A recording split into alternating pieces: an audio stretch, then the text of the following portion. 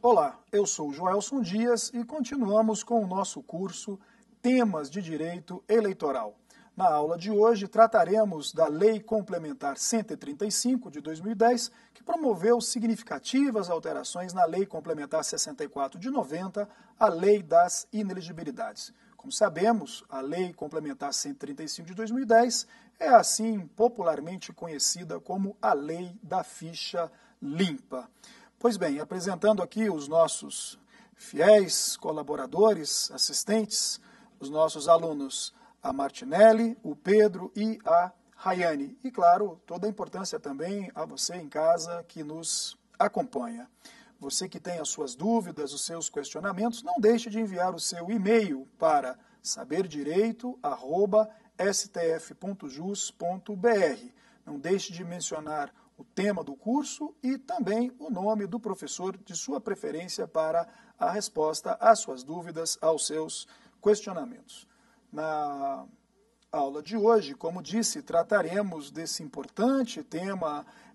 da ficha limpa, da inelegibilidade daqueles que postulam ou pretendem postular um cargo eletivo. Esse tema diz muito com o que já vimos antes, principalmente em relação à captação ilícita de sufrágio, ao artigo 41A da Lei 9.504, e também ao que viemos de assistir sobre as condutas vedadas, aquelas condutas ou atos que não podem ser praticados por agentes políticos, agentes públicos, sobretudo no ano das eleições, justamente para que se preserve a igualdade entre os candidatos, a igualdade entre os partidos. Também nessa seara de se buscar fortalecer a nossa democracia, fortalecer as nossas instituições republicanas, que se coloca o tema da ficha limpa. Até porque é muito importante que se mencione, da mesma maneira que em relação à compra de voto, às condutas vedadas, as sanções principalmente referentes às condutas vedadas, as inelegibilidades decorrentes da Lei Complementar 135 também resultam de um projeto de lei de iniciativa popular. Ou seja, foi a sociedade reunida, a sociedade que já não aguentava mais tantos desmandos, tanta improbidade, tanta corrupção, que quis então levar ao nosso legislativo um projeto de lei de iniciativa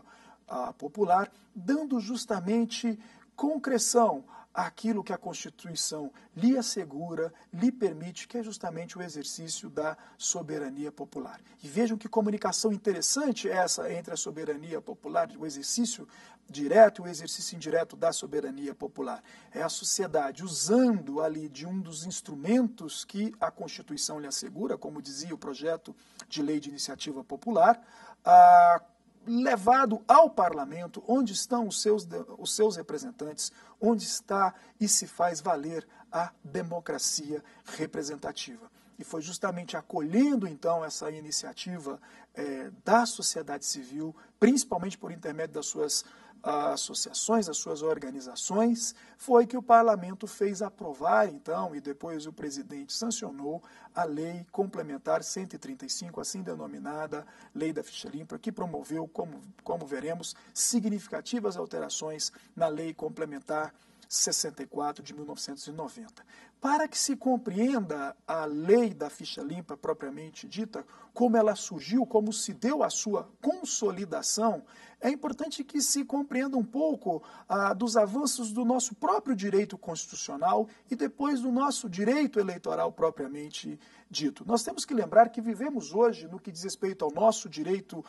constitucional, um momento em que se afirma, antes de qualquer coisa, um Estado constitucional de direito. É o momento em que a validade do direito é conferida sobretudo pelos princípios constitucionais. Ou seja, não somente as regras, não somente as normas conformam a nossa conduta, dizem o que devemos ou não fazer, dizem aos nossos agentes, aos nossos governantes, aos nossos órgãos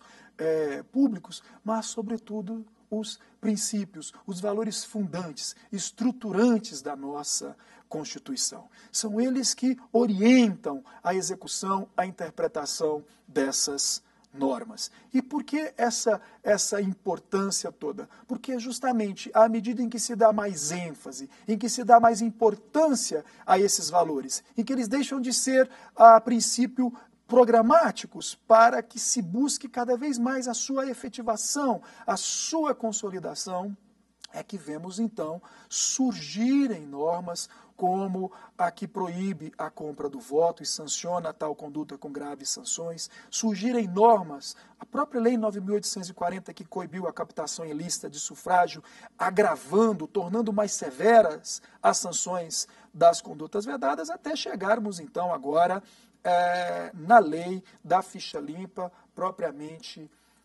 dita. E o nosso direito eleitoral seguiu essa mesma tendência do nosso direito constitucional. Primeiro porque havia, já desde a sua concepção, normas muito claras na Constituição a dispor sobre o nosso regime democrático, sobre o nosso sistema eleitoral. E, claro, tenho insistido ao longo dessas aulas, a principal norma está justamente ali no parágrafo 9º do artigo 14, que mais do que a normalidade, a regularidade vai falar em legitimidade das eleições, ou seja, a necessidade de que não apenas se cumpra com as regras, as normas do direito eleitoral, mas que o processo eleitoral seja todo ele, na medida do possível, limpo de qualquer corrupção, de qualquer fraude, de qualquer abuso, enfim, de qualquer conduta que possa macular a vontade livre e soberana do eleitor. É por isso que se espera do candidato, mais do que não antecipar a sua propaganda eleitoral, mais do que não colar faixa onde não pode, mais do que não usar outdoor ou distribuir camiseta, já que a legislação não permite, é que ele também não incorra nessas condutas vedadas do artigo 73, é que ele também não pratique nenhum tipo de abuso do poder econômico em detrimento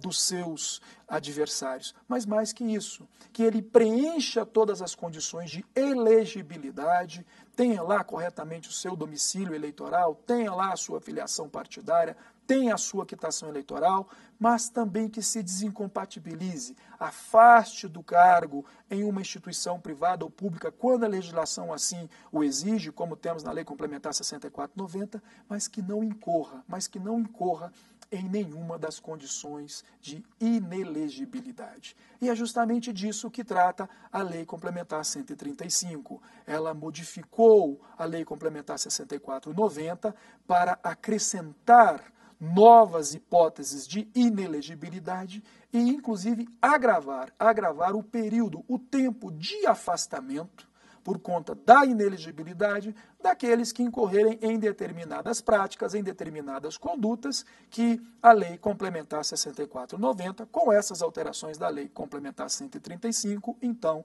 sanciona. E é justamente nesse viés, como dizia, do direito constitucional, afirmando o Estado constitucional do direito, que vem também o direito eleitoral para garantir um protagonismo cada vez maior da sociedade, como vimos com a adoção desses projetos de lei de iniciativa popular, ou seja, não é só fiscalizando, participando das eleições que se garante a participação popular, os direitos políticos na sua acepção mais ampla, não é só mediante a participação dos partidos políticos, votando e ser votado, mas é inclusive dizendo ao parlamento, por intermédio desses projetos de lei de iniciativa popular, o que realmente preocupa, o que realmente pretende a sociedade em termos de regime democrático, em termos de república. Da mesma forma, a investidura que a Constituição deu ao Judiciário para que se pronunciasse sobre essa eventual ausência de legitimidade em determinado pleito eleitoral, assegurando ao judiciário, à justiça eleitoral brasileira, que pudesse, inclusive, cassar um diploma, não somente o registro, ou seja, retirar mesmo do cargo alguém que já houvesse sido diplomado e eleito, justamente para que se garanta essa legitimidade ética e política da própria candidatura, como quer e quis a Constituição Republicana de 88. E por conta disso, então, a proteção desses valores constitucionais, como dizia, da regularidade, da normalidade das eleições, da legitimidade, da legalidade, enfim, não é só a atenção à legislação infraconstitucional, mas, sobretudo, ao que a própria Constituição elegeu como vetores dessa que dizia legitimidade ética e política da candidatura das eleições. E, claro, tudo isso como instrumento de proteção do próprio regime democrático, como está no artigo 1º da nossa Constituição. É preciso que se entenda o contexto em que se deu essa chamada lei da ficha limpa. É preciso que se faça um resgate histórico dessa questão. Tudo isso, de uma certa forma, começou em 1994, muito resultado daquele famoso escândalo dos anões do orçamento, quando a sociedade reagiu aos escândalos do orçamento e aos que queriam renunciar para não enfrentar as sanções, até chegarmos, então, à Emenda Constitucional de Revisão, número 4, de 94, que acrescentou no parágrafo 9º do artigo 14 da Constituição da República a exigência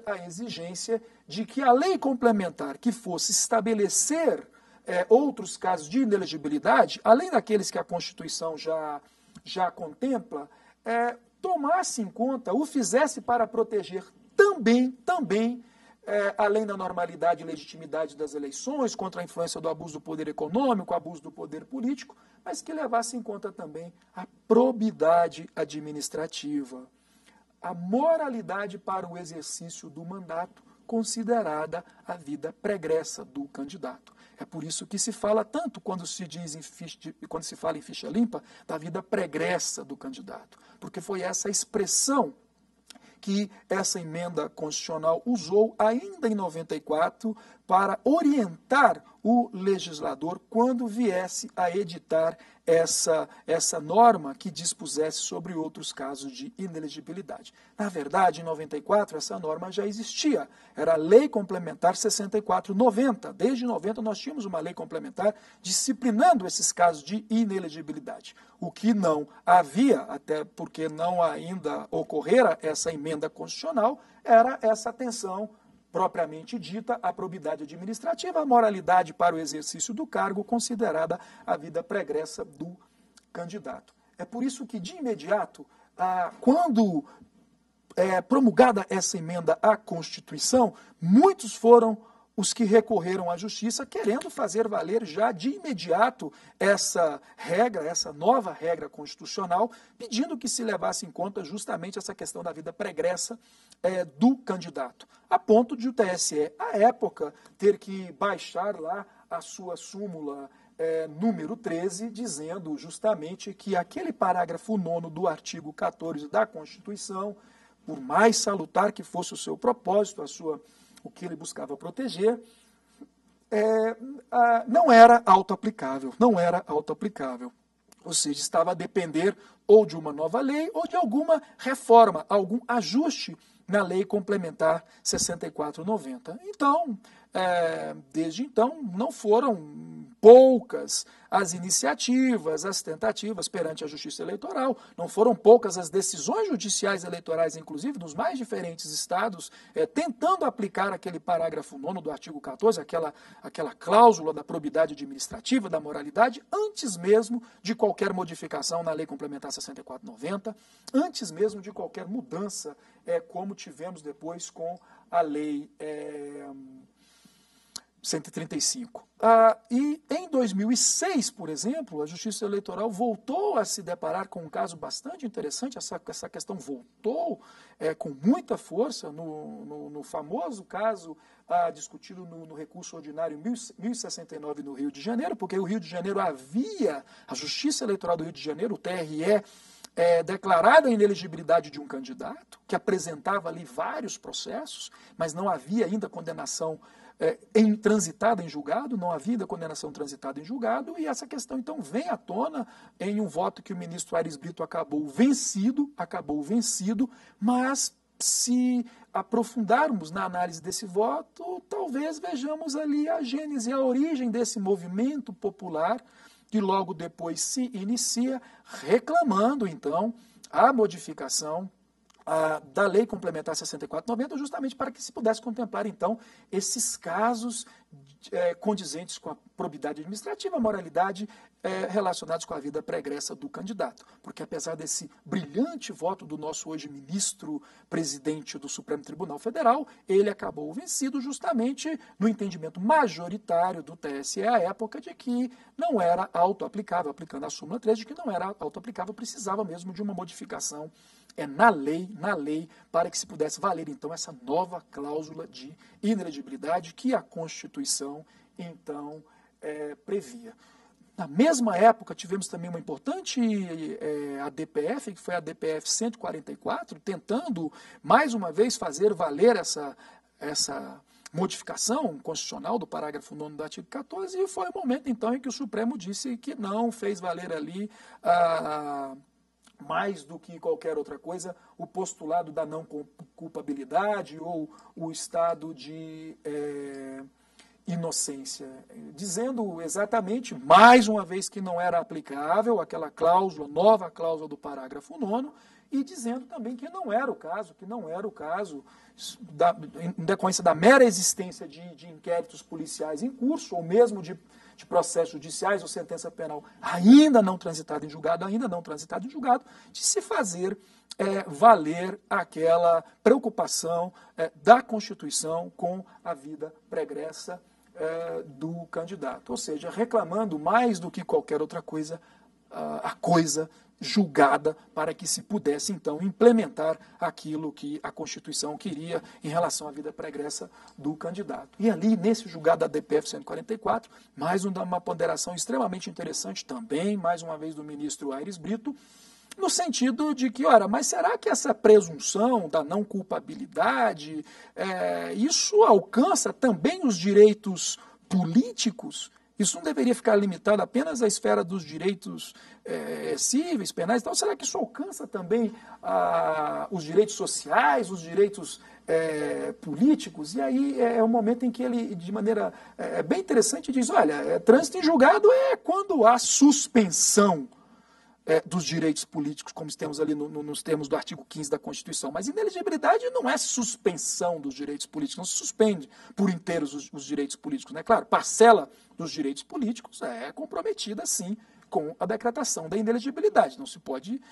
esquecer disso, mas não significa dizer que os direitos políticos como um todo estejam ali comprometidos. E aí é mais uma indagação que se faz nessa ADPF 144. Tudo isso, de uma certa forma, parece que preparando o caminho para a Lei Complementar 135, que viria a ser editada em 2010. Tanto isso é verdade, que quando no ano de 96 tínhamos tido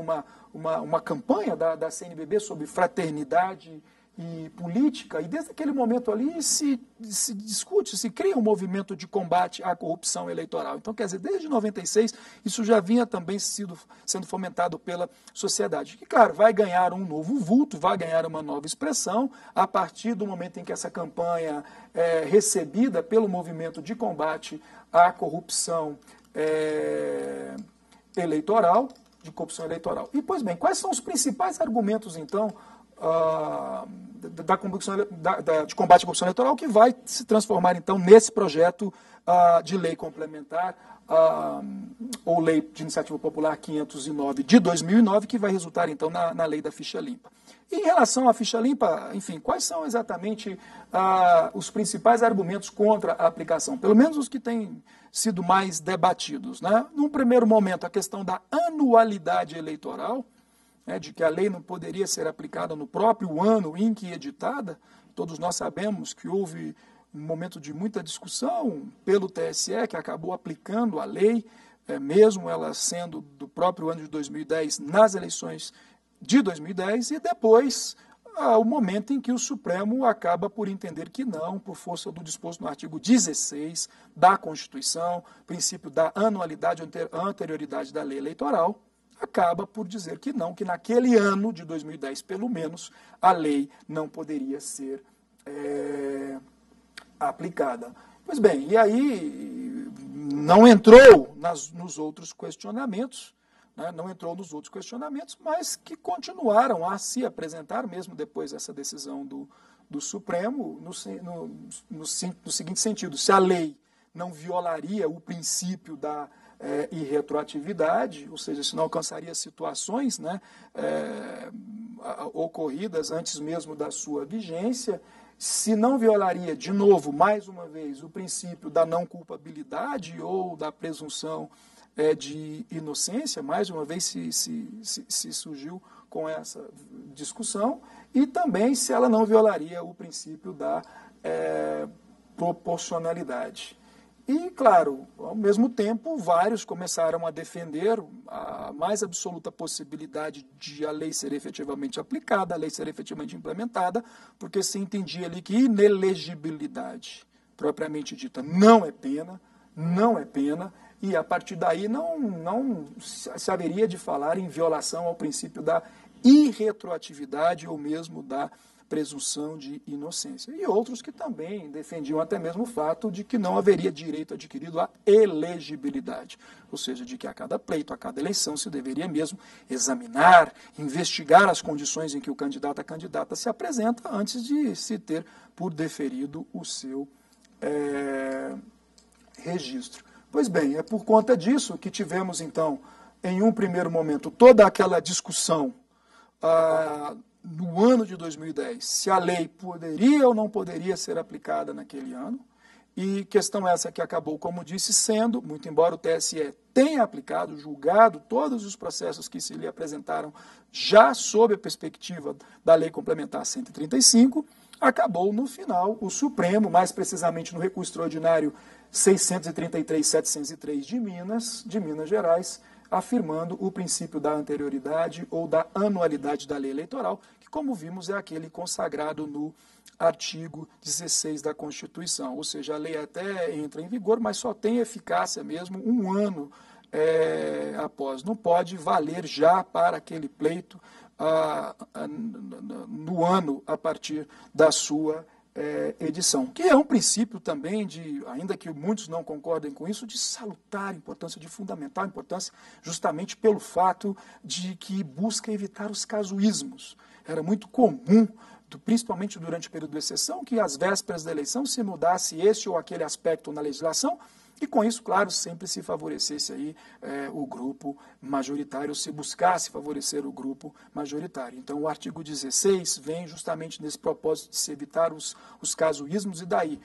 ainda que não se concorde com a decisão do Supremo, muitos podem não concordar com essa decisão do Supremo, achar que devia mesmo a lei ter sido aplicada ainda em 2010, não se pode esquecer a importância desse artigo 16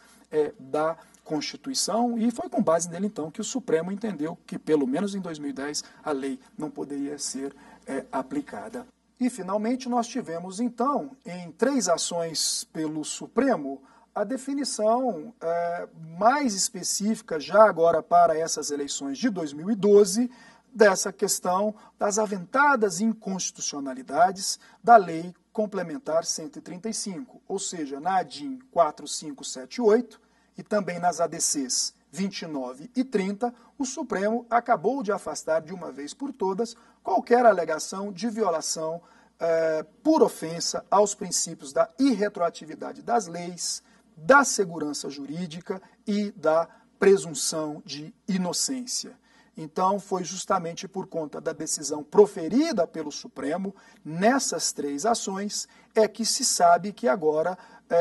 valerá a Lei Complementar 135, a chamada Lei da Ficha Limpa, deverá ser aplicada nas eleições municipais agora de 2012.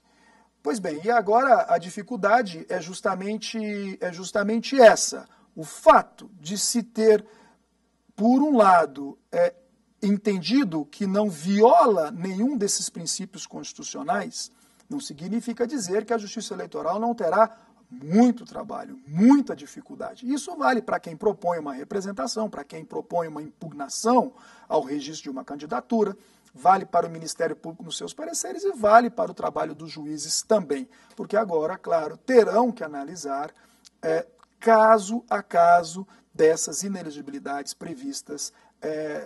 pela Lei Complementar 135. E quais são essas inelegibilidades? O que fez a Lei Complementar 135, basicamente? Primeiro, ela cuidou de inserir algumas alíneas, não somente algumas alíneas, mas precisamente as alíneas de J até a letra Q, nesse inciso 1º do artigo 1º da Lei Complementar 6490. Ou seja, ela inclui, a Lei Complementar 135, incluiu novas hipóteses de inelegibilidade na Lei Complementar 6490.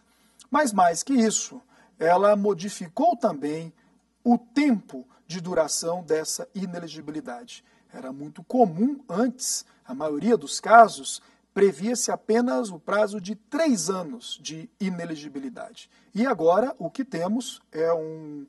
prazo maior de 8 anos, que pode ser bastante significativo, porque em muitas das hipóteses não se conta esse prazo das eleições propriamente dita. Se conta esse prazo, por exemplo, do término de uma legislatura. Imaginem, por exemplo, o senador que renunciar ao seu mandato para evitar um processo de cassação logo no início do seu mandato. O que a lei estipula, então, é que valerá essa inelegibilidade por conta desse seu afastamento até o término da sua legislatura, ou seja, se tiver renunciado ali, supomos, no primeiro ano por mais 7 anos e depois por mais 8 ao final do término dessa legislatura, ou seja, um prazo que pode ser bastante alongado e é talvez em razão disso que muitos, além daqueles argumentos que vimos antes, da presunção de inocência, da anterioridade, da segurança jurídica, já aventam também as hipóteses de proporcionalidade, ou seja, começam a indagar até quando a Lei Complementar 135 resguarda, protege mesmo a proporcionalidade na medida em que pode chegar a tanto tempo essa sanção de inelegibilidade. Não me dei ao trabalho, mas há quem já diga que, a depender da situação, pode chegar até mesmo 40 anos esse prazo de inelegibilidade. Enfim, seja ele de 15, seja ele de 8, seja ele de 40, como talvez se apresente mesmo, há que se investigar melhor, não deixa de ter razão quem pelo menos propõe a reflexão, propõe uma análise mais profunda sobre essa questão da proporcionalidade. Porque, por óbvio, me parece, não quis o sistema brasileiro, por mais que se queira coibir o abuso, coibir a corrupção, coibir a improbidade, chegar a ponto de extirpar da vida política, de uma vez por todas, quem cometeu um determinado ilícito. É óbvio que alguns defenderão isso. Alguns dirão que é absolutamente incompatível por toda a vida quem praticou um determinado ilícito, sobretudo aqueles graves, como os que a lei de inelegibilidade contempla, que são os crimes, que são os atos de improbidade, que são as rejeições de conta. Então, muitos dirão que realmente não há que se preocupar com a sanção por conta das graves práticas, dos graves ilícitos praticados. Mas outros dirão que, da mesma forma que o nosso sistema penal acredita na recuperação daquele que uma vez delinquiu, que talvez o sistema político também, sem deixar de aplicar a sanção, sem deixar de aplicar até mesmo uma grave sanção, também acredite que será possível, passado determinado tempo, que alguém possa ter refletido sobre os seus atos, possa ter refletido sobre a sua conduta e com isso, quem sabe, não se envolver mais em tais atos, não apresentar mais uma vida pregressa que o condene para o exercício de um determinado cargo, de uma determinada função. Pois bem, e quais seriam exatamente essas novas figuras, essas novas hipóteses contempladas pela Lei Complementar 135, na Lei 64/90? A primeira delas, não necessariamente na ordem que se apresenta, mas que merece especial atenção, diz justamente com os crimes. Houve um significativo aumento no rol, na lista de crimes que agora podem resultar na inelegibilidade. E são crimes graves mesmo, como aqueles cometidos contra a vida e a dignidade sexual, praticados por organização criminosa, os crimes de quadrilha ou bando, contra a economia popular, a fé pública, a administração pública, o patrimônio público, o sistema financeiro, os crimes contra o meio ambiente, contra a saúde, os crimes eleitorais, enfim, são realmente crimes dos mais graves, não são as hipóteses mais simples que a lei quis que, em decorrência da sua prática, fosse então declarada a sanção de inelegibilidade. E a novidade é justamente essa, porque antes se dizia os que forem condenados em decisão transitada em julgado. E agora a inovação da Lei Complementar 135, trazida pela Lei Complementar 135, é justamente essa, de que agora se considera a hipótese também dessa condenação ter sido proferida por órgão judicial colegiado, ou seja, os tribunais. Não se precisa mais do trânsito em julgado, não se precisa mais da configuração da coisa julgada para que determinado candidato, determinada candidata possa ter declarada a sua inelegibilidade. Ou seja, o que acaba por acontecer agora é que, evidenciada a condenação por um desses crimes, desde a condenação até o transcurso de 8 anos após o cumprimento da pena, é que se verá, então, o candidato, a candidata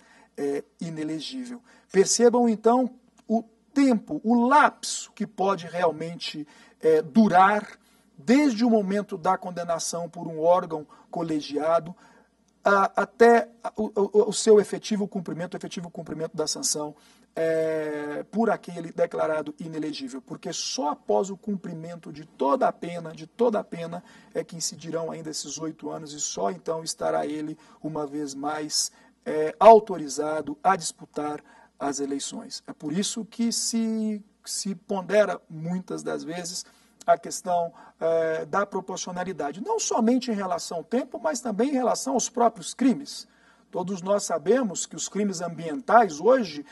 revelam penas, sanções bastante severas, a depender do tipo de delito. Então, mesmo em relação aos crimes ali tipificados, há muitos que veem nisso desproporcionalidade, desarrazoabilidade, ao se comparar, por exemplo, a possibilidade de apenação de sanção pelo cometimento de um crime ambiental com esses outros mais graves do sistema financeiro, do patrimônio público. Veja que não interessa muito, tenho dito sempre nas nossas aulas, adotar essa ou aquela posição. O mais importante no espaço acadêmico como esse é trazermos à tona tudo o que se apresenta de argumentos favoráveis, tudo que se apresenta de argumentos contrários, para que depois possamos nós aprofundarmos um pouco mais nessa discussão e identificarmos, e aí sim encontrarmos a nossa conclusão, o nosso entendimento sobre cada um desses temas. Pois bem, mas é importante lembrar, e aí muitos às vezes se confundem, que não é pelo simples fato de ter sido condenado por um crime que já se pode dizer que determinado candidato, determinada candidata incorrerá necessária e automaticamente numa sanção de inelegibilidade. No caso dos crimes, por exemplo, é a própria Lei Complementar 135 que trouxe algumas ressalvas, dizendo, por exemplo, que essa inelegibilidade não acontece no que diz respeito aos crimes culposos, por exemplo. Ou seja, se há alguma hipótese de crime culposo, ela não incidirá. Da mesma forma que também não incidirá nos crimes definidos como de menor potencial ofensivo, nem aos crimes de ação penal privada e também, mesmo em relação aos crimes eleitorais, se ali não houver a sanção de pena privativa de liberdade. Então é muito importante, muito cuidado para não generalizarmos. Por mais graves que sejam os crimes, haverá situações em que um ou outro condenado naqueles crimes, tipificada aquela conduta, não será declarado inelegível, claro, cumprirá a pena por aquele crime, mas não será declarado necessariamente inelegível por conta disso, porque ou era de menor potencial ofensivo, ou porque não tinha uma pena privativa de liberdade, como no caso dos crimes eleitorais, ou mesmo porque foi apenado ali na modalidade culposa. Então, aqueles que criticam a lei da ficha limpa têm que ter muito cuidado, muita consciência de que a lei da ficha limpa trouxe várias ressalvas, trouxe vários requisitos que a Justiça Eleitoral, obviamente, deverá e certamente estará atenta antes de que se possa declarar a inelegibilidade de quem quer que seja. Uma outra hipótese é justamente aquela dos governadores e prefeitos que perderem os seus cargos por infringência a lei orgânica, né, do Estado ou do município, a depender do caso, e de novo, para as eleições que se realizarem durante o período remanescente e nos 8 anos seguintes ao término do mandato. Então não é só durante aquele período em que estava no exercício do cargo, vale também para os 8 anos seguintes ao término desse mandato. Uma outra hipótese que também se agravou, o lapso temporal da inelegibilidade, diz com as representações julgadas procedentes pela Justiça Eleitoral. De novo, antes tínhamos representações julgadas procedentes com decisão transitada em julgado, e agora com decisão transitada em julgado ou por órgão colegiado, o que resulta na sanção de inelegibilidade por 8 anos, na eleição para a qual concorrem ou tenha sido diplomado, bem assim para as eleições que se realizarem nos 8 anos seguintes. Da mesma forma, também a lei alterou o prazo para aqueles que eram declarados inelegíveis por serem considerados indignos do oficialato ou com ele incompatíveis. O prazo, nesse caso, também passou a ser de 8 anos. Há uma importante, interessante hipótese que é aquele que tem as suas contas rejeitadas. A legislação sempre sancionou com a inelegibilidade aquele que tinha suas contas rejeitadas por decisão irrecorrível, desde que ele não tivesse uma liminar, por exemplo, uma decisão judicial suspendendo os efeitos dessa decisão, e desde que o vício fosse insanável, que até tivesse ali uma nota de improbidade, mas sobretudo fosse insanável o vício. Pois bem, a Lei Complementar 135 não só agrava esse lapso da inelegibilidade, que, como vimos, agora é de 8 anos também para as eleições que se realizarem nos 8 anos a partir da desaprovação das contas, mas trouxe uma interessante ressalva de que agora não é só a irregularidade insanável, não é só a decisão irrecorrível.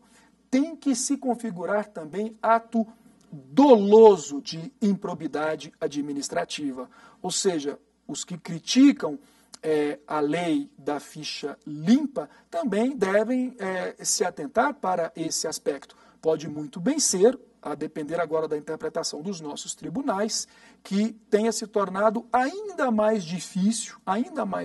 se declarar inelegível o candidato ou a candidata que tenha tido as suas contas rejeitadas pelo Tribunal de Contas, no caso de um convênio, por exemplo, ou pelo próprio Parlamento, pela Assembleia,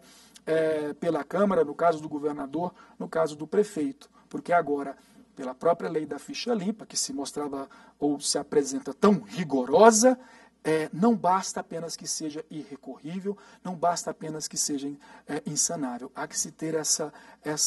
evidenciado esse ato doloso de improbidade. E todos nós sabemos que, muitas das vezes, os tribunais de contas não cuidam de evidenciar o dolo propriamente dito do ato de improbidade, até porque estão só a julgar as contas. Então, certamente, esse é um problema que se apresentará para a Justiça Eleitoral e pode significar, inclusive, mais dificuldade e não menos na aplicação da inelegibilidade àqueles que tiveram as suas contas rejeitadas.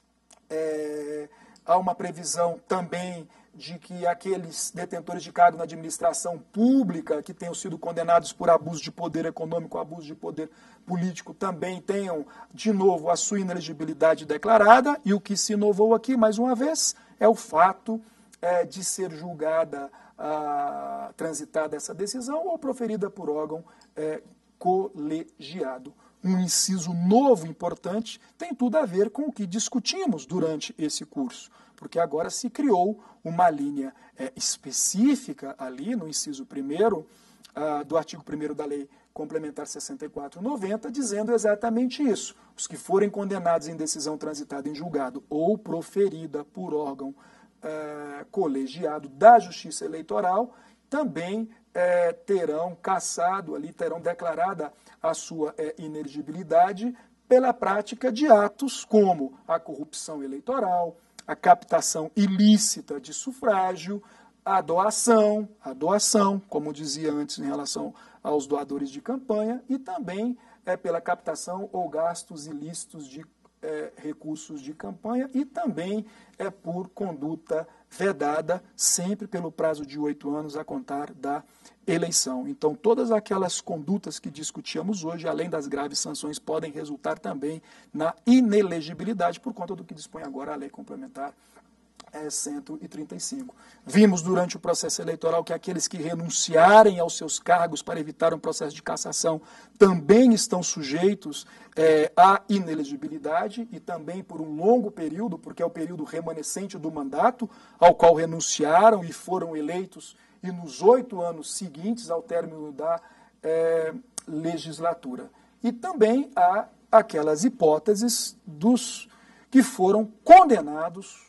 com decisão transitada em julgado ou mesmo por órgão colegiado, insisto, essa é a grande novidade da lei da ficha limpa, por ato doloso de improbidade administrativa. Mas, de novo, aqui há que se ter cuidado. Não é o mero ato, não é a mera condenação por improbidade administrativa que leva à inelegibilidade. Mais que isso, é importante que se configure também lesão ao patrimônio público e enriquecimento ilícito. A jurisprudência tem entendido que há que se configurar tudo isso. A suspensão dos direitos políticos, o ato de improbidade administrativa e não somente a lesão ao patrimônio ou o enriquecimento, mas ambas as situações para que se possa, então, imputar a sanção de inelegibilidade. E, finalmente, há algumas outras hipóteses, como aqueles que foram excluídos do exercício da profissão, CREA, OAB, alguém que exclui da profissão depois de um processo administrativo disciplinar, também sofre aí com a sanção de inelegibilidade pelo prazo de 8 anos. Claro, salvo se conseguir anular esse processo perante o Poder Judiciário, e vale também para a própria magistratura, porque os membros, os magistrados, os membros do Ministério Público também que forem aposentados compulsoriamente, também sofrerão aí, ou poderão sofrer essa sanção de inelegibilidade pelo prazo de 8 anos. Aqueles que forem demitidos do serviço público também devem ter ciência já de antemão que, a se concluir o processo administrativo disciplinar, poderão sofrer também com essa sanção de inelegibilidade. E, de novo, como eu já alertava, a pessoa física e os dirigentes de pessoas jurídicas responsáveis por doações eleitorais tidas como ilegais, de novo, por decisão transitada ou proferida por órgão colegiado, também podem sofrer essa sanção pelo prazo de 8 anos. E, finalmente, uma situação bastante interessante, todos nós sabemos que há regras muito rigorosas sobre parentesco, que justamente para não permitir que um determinado grupo familiar permaneça à frente de um município, à frente do executivo durante um bom tempo, e às vezes é comum uma simulação de um divórcio, uma simulação de uma separação, justamente para que não se sofra com essa inelegibilidade por parentesco. E aí veio então a Lei Complementar 135, dispondo também que se evidenciada essa simulação, essa verdadeira fraude, apenas para tentar afastar essa inelegibilidade, que estarão então também esses que nela incorrerem sujeitos aí também à inelegibilidade pelo prazo de 8 anos a contar da decisão que reconhecer essa